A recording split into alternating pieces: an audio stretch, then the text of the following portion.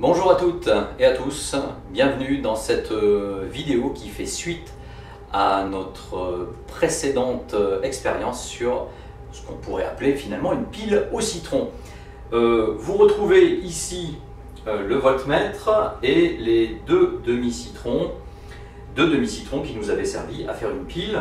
Si je remets en fonctionnement le voltmètre, on s'aperçoit qu'il y a 1,95 volts. Je vous rappelle que nous avions branché des métaux différents dans chacun des demi-citrons.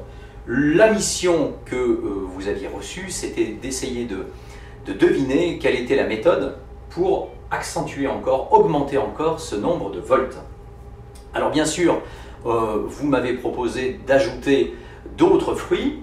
Alors pour être tout à fait honnête avec vous, je vais en cette période de confinement, par souci de, comment on va dire, d'économie et pour ne pas gaspiller des denrées alimentaires qui étaient encore en bon état, j'ai choisi probablement un deuxième fruit qui est dans un état pas très bon, hein. Vous le voyez à la caméra, c'est un citron vert qui est déjà plus que mûr et donc je vais pouvoir m'en servir sans souci de gaspillage pour faire cette expérience, augmenter le nombre de volts.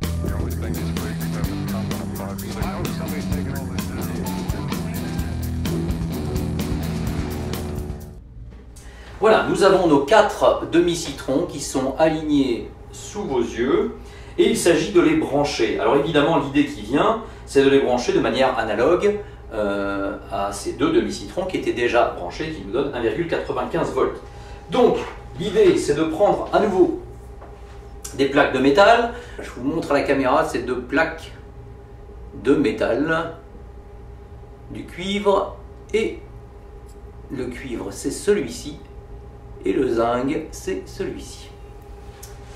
Alors, nous allons les disposer de la même manière. Nous allons disposer cuivre, zinc. Continuons.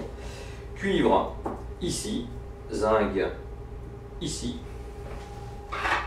Et deux plaques, encore une fois, analogues. Cuivre, celle qui est orangée dans le dernier demi-citron, et zinc à nouveau. Utilisons la même méthode que la dernière fois.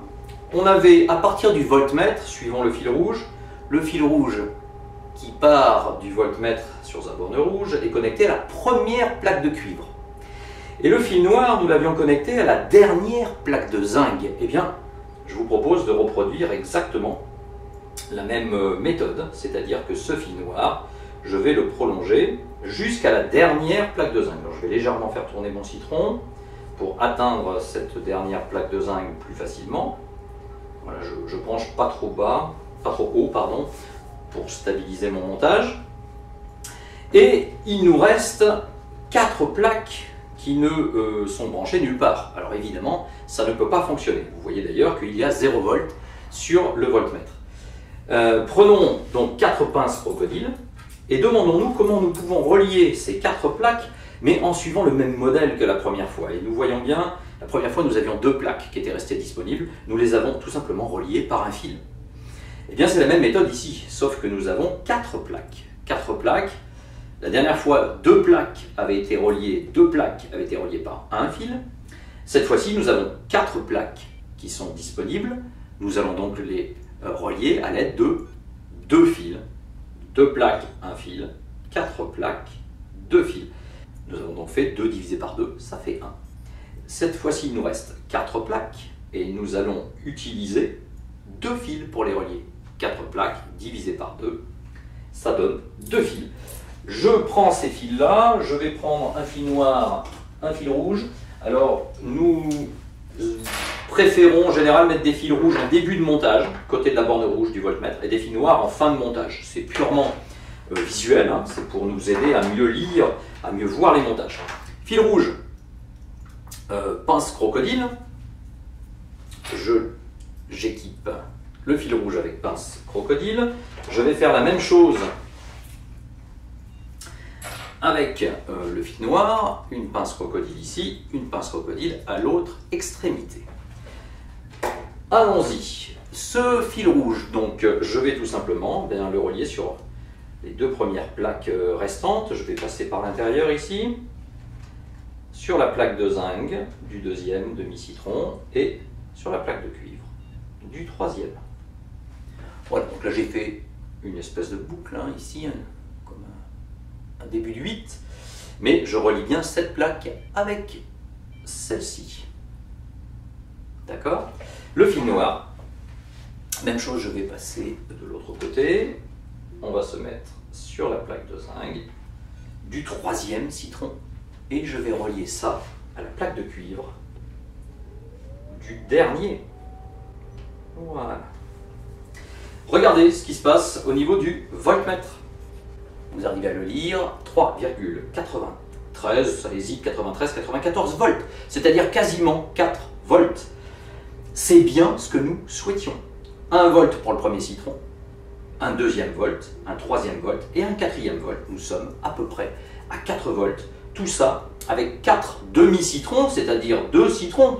Et effectivement, par contre, 8 plaques métalliques de cuivre, 4 de cuivre et 4 de zinc. Et avec ce branchement, qui suit les mêmes règles que la dernière fois, nous obtenons 4 volts, ce qui devient très intéressant. Souvenez-vous, 4 volts, ça doit vous rappeler quelque chose. C'est tout simplement le nombre de, ou à peu près, hein, puisque c'est 4 volts et demi, 4 volts,3, 4 volts,4. Nous sommes à quasiment 4 volts, c'est donc analogue, c'est quasiment ce que nous obtenons avec cette pile-là. C'est donc très encourageant, puisque ça devient un nombre de volts qui devient utilisable et qui est intéressant pour Chuck. Mission réussie. Ce que je vais vous demander maintenant, c'est d'essayer d'imaginer ce qui pourrait se passer si on utilisait d'autres demi-citrons ou, dans le cas de Chuck, des oranges sauvages, ananas, tous les fruits acides qu'il pourra trouver. Et d'établir un tableau. Un tableau qui associe, première colonne, nombre de fruits, enfin nombre de demi-fruits, dans ce cas-là, utilisés, et deuxième colonne, nombre de volts utilisés. Vous allez pouvoir placer dans ce tableau le nombre de volts que nous avions obtenu la dernière fois avec un demi-citron. Vous allez pouvoir placer ce que nous obtenons avec 2 demi-citrons. Et vous allez pouvoir placer ce que nous obtenons avec 4 demi-citrons. Et on va pouvoir même voir à l'écran tout de suite combien on obtient avec 3 demi-citrons. Si j'enlève le dernier, je débranche. Et le voltmètre, plutôt que d'aller chercher le 4e morceau de fruit, je vais tout simplement le brancher ici. Voilà. Et voici, donc, alors là, le 4e devient inutile. Voici ce que nous obtenons, 2,92 volts avec 3 morceaux de fruits. Donc, vous avez 2 travaux, mettre à jour votre trace écrite, je vais vous mettre ça sur le classeur numérique, vous en avez l'habitude maintenant, et vous joindre un fichier PDF dès que possible. Bien sûr, compléter votre trace écrite qui raconte ces expériences.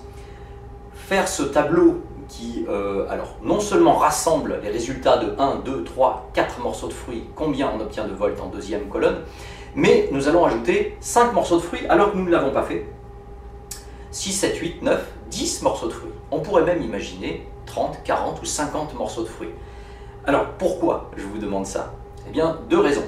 Premièrement, en science, l'un des intérêts, l'un des buts de nos investigations, c'est de deviner, d'anticiper. Une fois qu'on a compris comment se produit un phénomène, on peut se permettre de deviner ce qu'il se passerait avec les mêmes lois, avec les mêmes règles.